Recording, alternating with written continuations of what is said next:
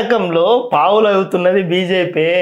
పావు కూడా లేదన్నా, పావు లేదు, పావు సేరు లేదు. నేను అది చెప్తున్నా, బీజేపీ పావులు ఆడతలేదు, పావు సేరు ఆటలు కూడా ఆడతలేదు. ఏదో మీకు అక్కడక్కడ ఇద్దరు ముగ్గురు ఏదో అప్పుడప్పుడు టచ్ చేసినట్టు మాట్లాడుతున్నారు తప్ప, బట్ యాక్చువల్ రాజకీయాలలో ఏం పోతలేదు. ఇప్పుడు నేను ఏమంటా అంటే కేసీఆర్ గతహ, ఇప్పుడు ఉన్న ప్రజెంట్ రాజకీయం కాంగ్రెస్ తెలంగాణ గెలవంగానే, కర్ణాటక గెలవంగానే వాళ్ళ ఉత్తేజం చూడుండ్రు ఒకసారి మీరు. ఇది బీజేపీకి అర్థమైతలేదు. ప్రాబ్లం ఏంటంటే ఎప్పుడైనా ఎలక్షన్లు రాని మేమే అధికారం పెడతామని చెప్పి ఇది ఇప్పటి నుంచి అంటలేరు. నేను షెడ్యూల్ వేసుకున్నప్పటి నుంచి ఇంటున్నా ఈ మాట. ఎప్పుడు వస్తుంది అని ఒక పాట ఏదో ఉంటది కదా, ఎక్కడ ఎక్కడ ఎక్కడ ఎక్కడ నా తారక అని అది ఉంటది కదా.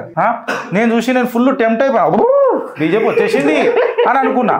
అది రాదు, ఇది పెట్టదు. ఏమైంది లాస్ట్కి అని అంటే అగో గిట్లా జరిగినందుకు గిట్లా అయింది. ఇప్పుడు భారతీయ జనతా పార్టీ అంటే ఒక సిద్ధాంతమైన పార్టీ. ఇలా నేను క్లియర్ కట్ గా భారతీయ జనతా పార్టీకి ఒక మెసేజ్ ఇస్తున్నాను, కార్యకర్తల మనోభావన చెప్తున్నా. నేను నిన్న చాలా మందితో మాట్లాడిన, శ్రీధర్ అన్న, వాట్ ఈస్ హ్యాపెనింగ్ ఏంది అది ఇది అని అంటే, పదవుల కోసం పెదవులు మూసుకునే పార్టీ అయిపోయింది గిరీష్ మీది అని అన్నారు. ఒకప్పుడు కట్టర్ వాళ్ళు. ఇది ఫస్ట్ పాయింట్ చెప్పారు. సెకండ్ పాయింట్ ఏం చెప్పారంటే నాకు, గిరీష్ భారతీయ జనతా పార్టీలో ఓ రూపాయి ఇచ్చినా రూపాయి ఇయ్యకపోయినా కేవలం ఒక వాటర్ బాటిల్ భారత్ మాతాకి జై అన్నానంటే ఇంట్లోకని బయటకు వచ్చేస్తుంది. జోల్సాన్ చేసుకొని ఒక పేపర్ ఇట్లా పెట్టుకొని పెన్ను పేపర్ అట్లా కాగితాలు వేసేసుకొని మనం బయటకు వచ్చాం. ప్రొఫెసర్ నాగేశ్వరరావు, జయప్రకాష్ నారాయణ కూడా చెప్పాడు. వీళ్ళందరూ ఇంటిచ్చారు మనకి. మీరు ఇక్కడ స్టోరీ అయితే భారత్ మాతాకి జై అని ఒక మంచి నీళ్లు తాగిపిస్తే చాలు, ఛాయ్ని కూడా అడగరు పాపం, వచ్చేస్తారు కార్యకర్తలు స్వచ్ఛందంగా. ఇవాళ భారతీయ జనతా పార్టీలో కూడా భజన శురువైందిరా బై అని అంటున్నారు. ఈ వ్యక్తికి మాట్లాడితే ఈ వర్గం, ఆ వ్యక్తికి మాట్లాడితే ఆ వర్గం, ఈ వ్యక్తికి మాట్లాడితే ఈ వర్గం. ఇప్పుడు పేపర్లలో ఇన్ని కథనాలు వస్తున్నాయనంటే ఊకనే వస్తాయా? మంట ఉంటేనే కదా పొగొస్తుంది. వీళ్ళు కూడా జూటా రాసిరని అనుకో. సమన్వయమై ఒక దగ్గరకు వచ్చిండ్రా, ఒక దగ్గర కనబడుతున్నారా? ఇప్పుడు కనబడతలేదు. ఎందుకంటే నేను నెక్స్ట్ కథనం అదే తీసుకుంటున్నా. ఇలా ఇక్కడ కనబడతలేదని. అగర్ భజన చేసేదే ఉంటే జై కేసీఆర్ అని అంటే కేసీఆర్ మొత్తం పదవులన్నీ పైసలన్నీ కాలం కూడా పోస్తాడు. ఆయన పొగడతలు అలంకరణ కదా కేసీఆర్. జై కేసీఆర్ అని అంటే అయిపోయాయి. కేసీఆర్ పార్టీలోకి పోతే మనకు ఇక ఇట్లా లొల్లి పెట్టేటోళ్ళకైతే ఇంకా పెద్ద పీటేస్తాడు అనిపిస్తుంది.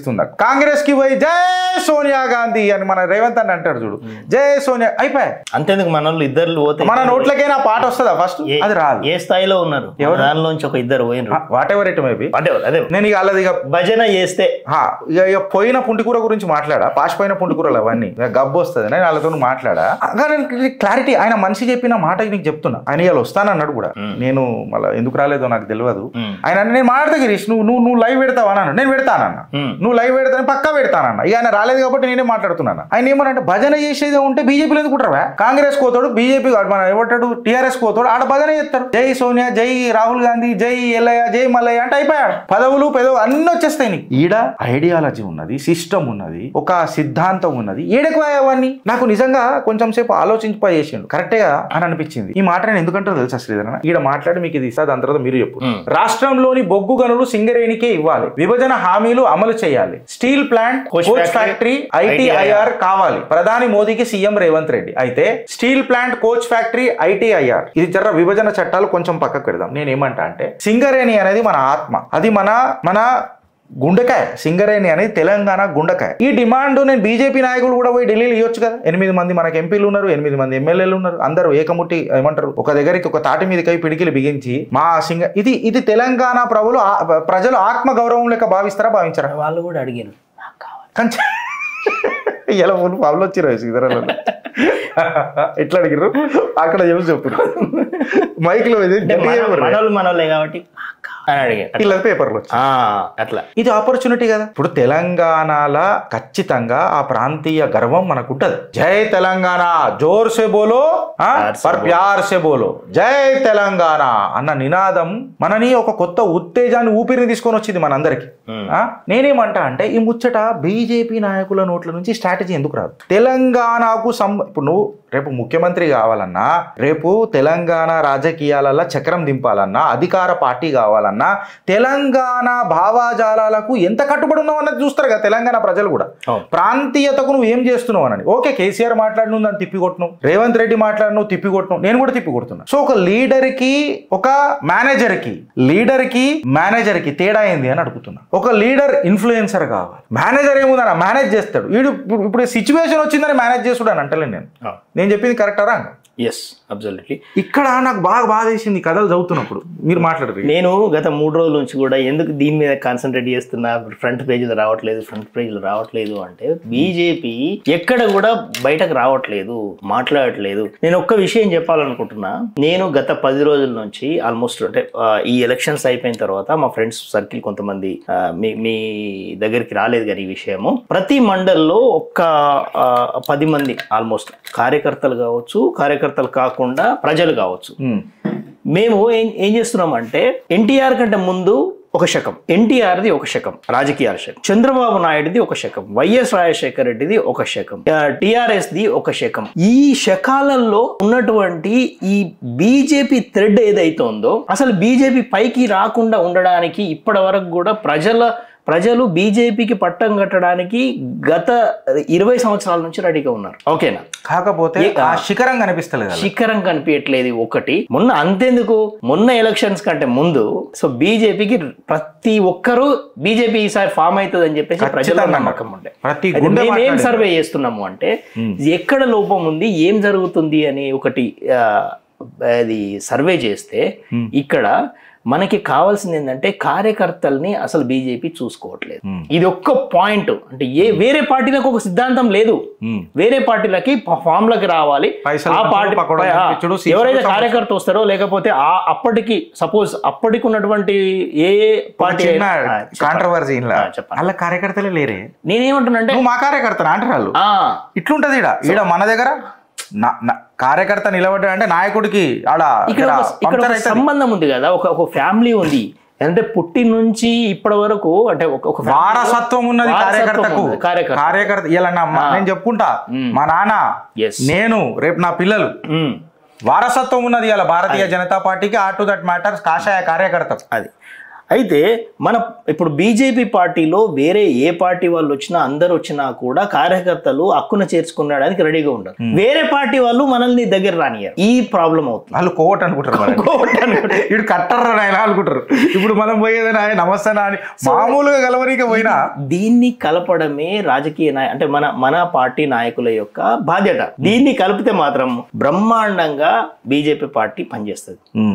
ఈ ఈగోలు తీసేసేయాల. ఇంకొకటి, ఇది మీరు చెప్పారు కాబట్టి నాకు ఇప్పుడు వచ్చిన ఆలోచన, ఇవాళ భారతీయ జనతా పార్టీ సెంటర్లోనే ఉండని స్టేట్లలోనే ఉండని ఎంతసేపు పోకడ మాటలు. మేము ఏకనాథ్ చిండల్ని తయారు చేస్తున్నాం, మేము ప్రభుత్వం చూడు ఇప్పుడు మేము గూలగొడుతున్నాం. నేను అంటా ఏంటంటే ప్రయర్ టు ఎలక్షన్ నువ్వు ఏం చేస్తున్నావు, పోస్ట్ ఎలక్షన్ మేనేజ్మెంట్ ఎందుకు చేస్తున్నావు? పోస్ట్ ఎలక్షన్ చేసి నువ్వు ప్రభుత్వాలు గూలగొడుతున్నావు అంటే ప్రజల మనసులలో బీజాలు నాటుతాయి కదా. అరే వీళ్ళు ప్రభుత్వాలు గూలగొడుతున్నాం, మేము ప్రజలకు తెలిసి మ్యాండేట్ వేసిరు, నువ్వు ఆ మ్యాండేట్కి విరుద్ధం పోతున్నట్టే కదా. ఒక మాట అడుగుతున్నా.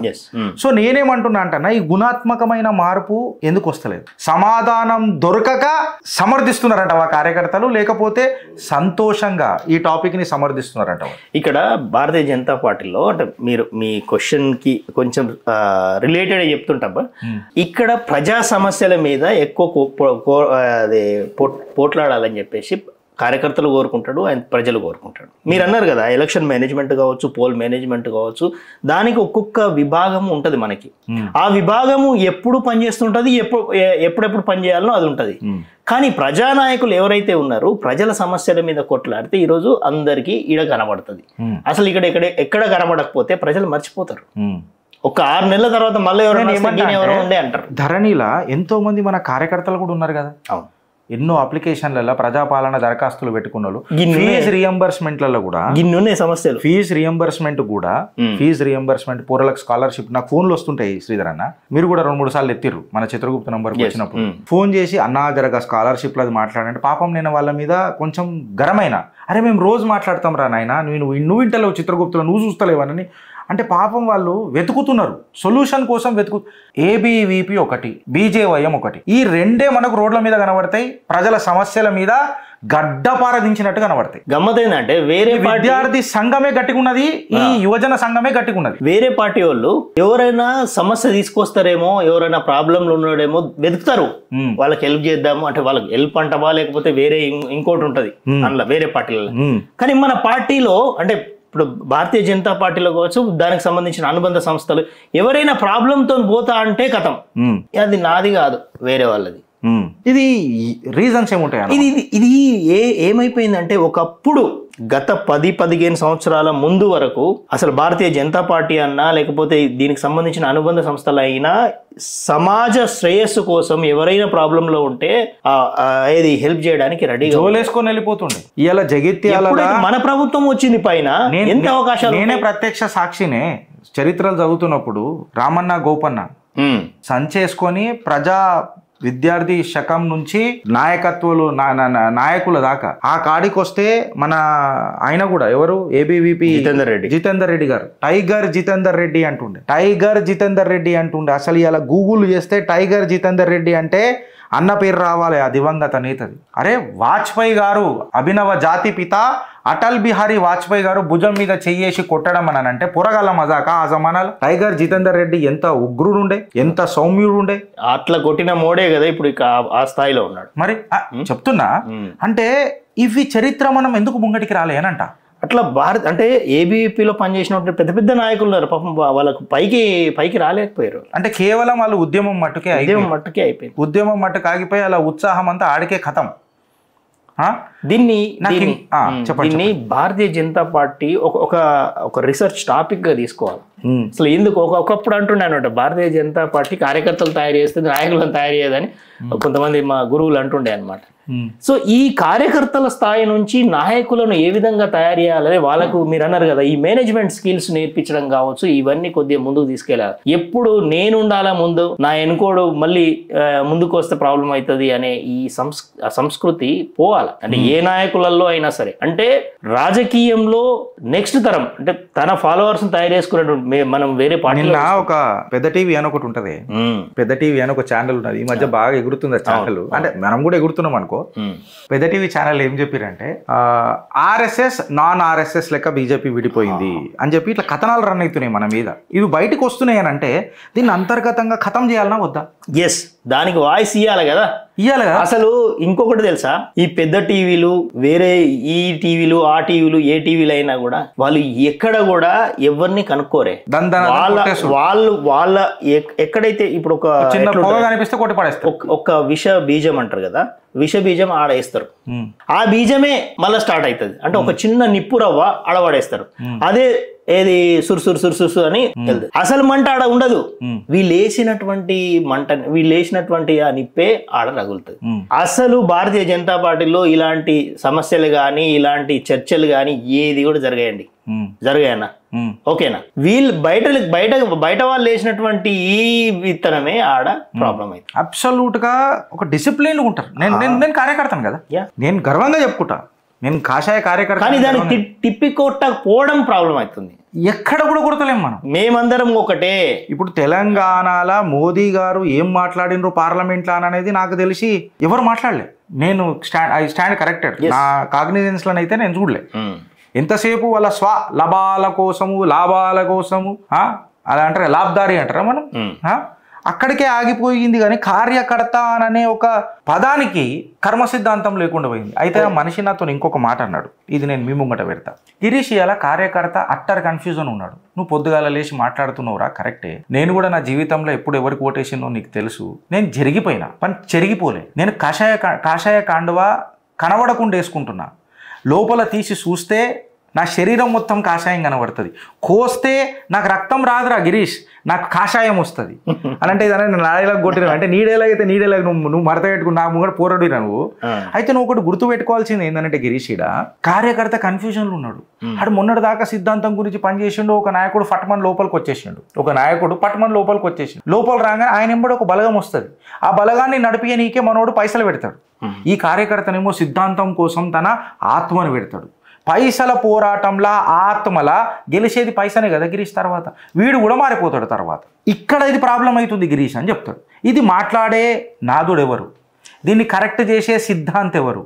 ఇవాళ ఆయన మాట అన్నది గిరీష్, నువ్వు తెలిసోదన్నవో తెలియకన్నవో నాతో ఒక మాట అన్నాడు. సంఘటనని రాజకీయాన్ని కలిపే ఆ సంఘటన బలాన్ని బలహీనం చేస్తున్నారు.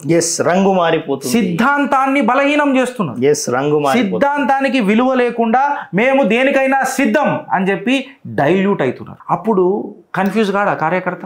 అవుతాడు. అలానే జరుగుతుంది. ఇది నాకు నిన్న మాట్లాడిన ముచ్చట్లు. నేను ఈ న్యూస్ చూడంగానే కూడా పొద్దున్న అన్న ఫోన్ చేసిన వచ్చేటప్పుడు, చూసినావు వారా నువ్వు అని అంటే, నా ఆలోచన గిట్లుంది సార్. చూసినావా, నేను అదే చెప్తున్నా నీకు అని అంటాడు. ఇది తెలంగాణ ఏం కావాలో తెలంగాణకు తెలియనోడు తెలంగాణకు రేపు అధికారంలోకి వస్తే ఏం చేస్తాడు అని అన్న క్వశ్చన్ ప్రజలలో స్టార్ట్ అవుతుంది. ఇదే కాంగ్రెస్ చేసింది, ఇదే కేసీఆర్ చేసిండు. ఇప్పుడు కిషన్ అన్న ఒక మాట అడుగుతున్నా, పేరే తీసుకొని చెప్తున్నా. పాలమూరు లేబర్ల గురించి చేసిన పోరాటం గుణాత్మకం. వైఎస్ రాజశేఖర్ రెడ్డి హయాంలా వరదలు వచ్చినప్పుడు, అప్పుడు అనుకుంటా వరదలు వచ్చినప్పుడు ఖైరతాబాద్ దగ్గర ఒక పిల్ల పాపం కొట్టుకుపోయింది దురదృష్టవశాత్తు. కిషన్ అన్న అడిగేం జరగలే, అట్లెట్లా ఆ కన్న పేగుకు కరెక్ట్గా అయ్యేదాకా నేను జరగా అని చెప్పి కూర్చొని ఉన్నాడు. ఆ రాజకీయం, ఆ మార్క్ రాజకీయం ఇప్పుడు మిస్ అయింది. అదే మిస్ అయింది అంటున్నా. మొత్తం బీజేపీలో ఇది డైల్యూట్ అయింది. డైల్యూట్ అయితే అయింది, అది పక్కకు పెడదాం. ప్రాబ్లం ఏంటో తెలుసా అన్న, తెలంగాణ ఉద్యమానికి మీరు ఏం చేసిరానంటే పాలమూరు లేబర్ల కోసం కొట్లాట మనం ప్రొజెక్ట్ చేయలేకపోయినాం. కిషన్ అన్నది ఆయన చేసిన పాదయాత్ర మనము స్క్రీన్ల మీదకి ప్రచురించలేకపోయినాం, పేపర్లలో ప్రచురించలేకపోయినాం. ఆజ్ కాగజ్ సచ్చా, కార్యకర్త జూటా.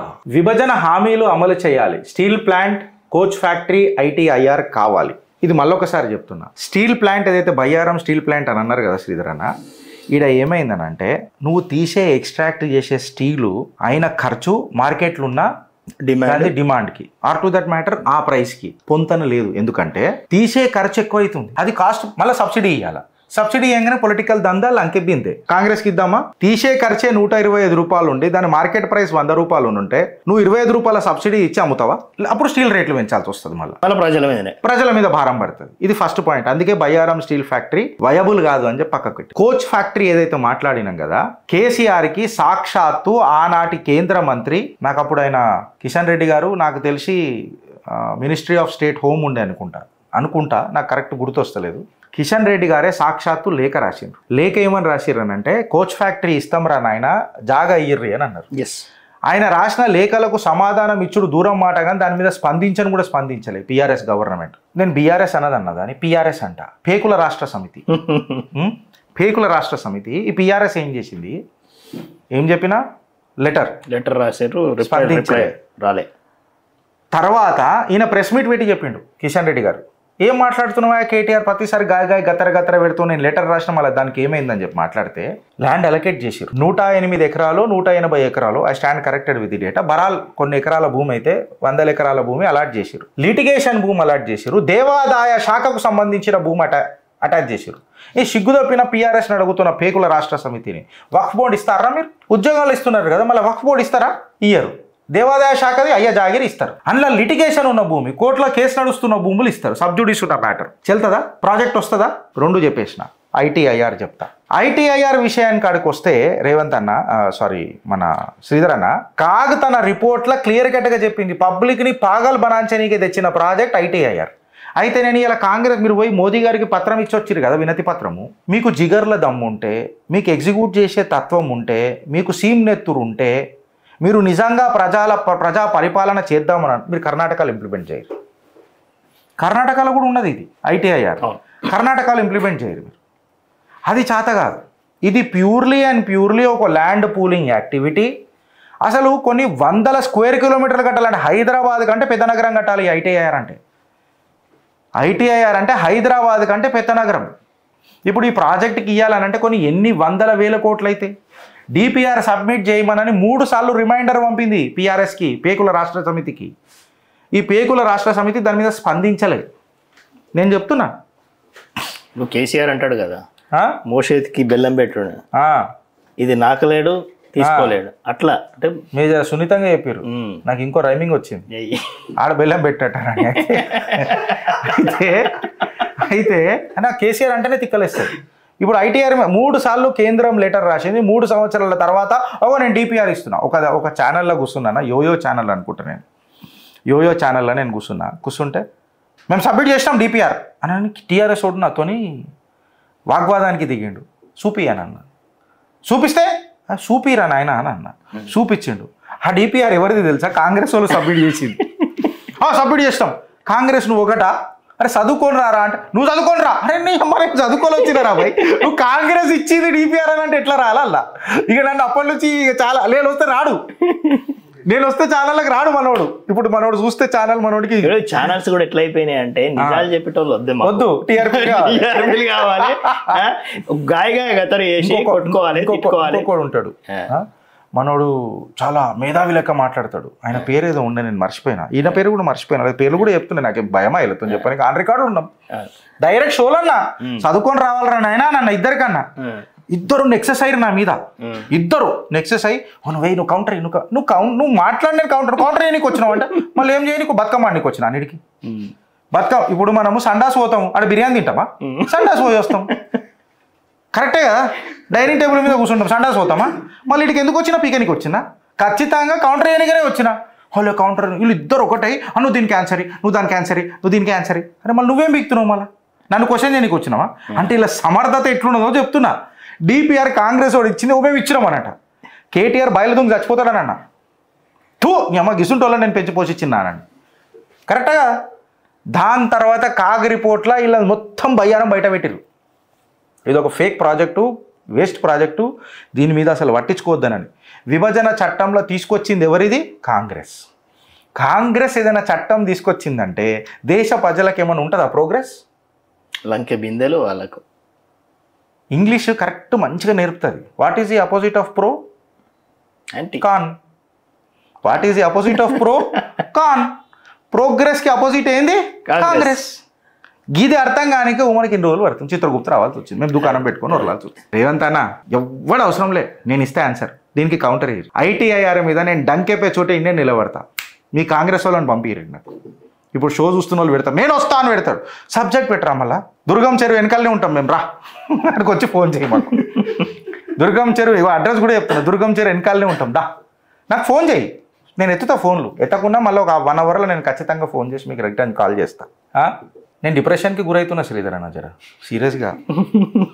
కాంగ్రెస్ పరిస్థితి చూసి, బీఆర్ఎస్ పరిస్థితి చూసి వాళ్ళకి ఏమవుతుందని నేను జర బాగా భావోద్వేగానికి గురవుతున్నానే. నిన్న నా పెద్ద పిల్ల కూడా వచ్చి, నాన్న ఎడవకు నాన్న అంటే, పాపం రాహుల్ గాంధీ పరిస్థితి ఎట్లయితుంది బిడ్డ అని చెప్పి ఏడుస్తున్నాను. ఎంత పచ్చిగా అయిపోయింది.